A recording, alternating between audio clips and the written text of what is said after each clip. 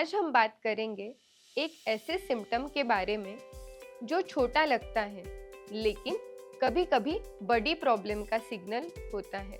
खांसी, जो जाने का नाम ही नहीं लेती। अगर आपको लगातार 8 हफ्ते से ज़्यादा खांसी हो रही है तो ये क्रोनिक कॉफ कहलाता है और इसका मतलब हो सकता है कि आपके बॉडी में कुछ और चल रहा है जो सर्दी या वायरल इन्फेक्शन से अलग है। तो आपकी खांसी क्यों नहीं जा रही? इसके कई रीजंस हो सकते हैं, जैसे नाक से गले में गिरता हुआ म्यूकस, जिसको पोस्ट नेजल ड्रिप बोलते हैं, जो एलर्जी के बाद होता है। एस्थमा या ब्रोंकाइटिस, जिसमें लंग्स में सूजन या टाइटनेस होती है। एसिड रिफ्लक्स, जब पेट का एसिड गले तक आ जाता है। पुरानी इन्फेक्शन या टीबी, जो प्रॉपर टेस्ट के बिना पकड़ में नहीं आता।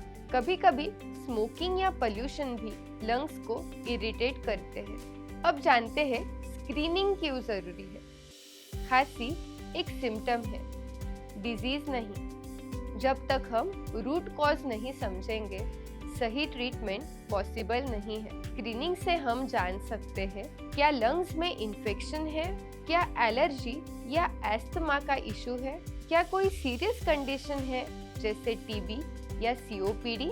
सिंपल टेस्ट जैसे चेस्ट एक्सरे, स्पाइरोमेट्री या ब्लड टेस्ट से ये सब पता चल सकता है।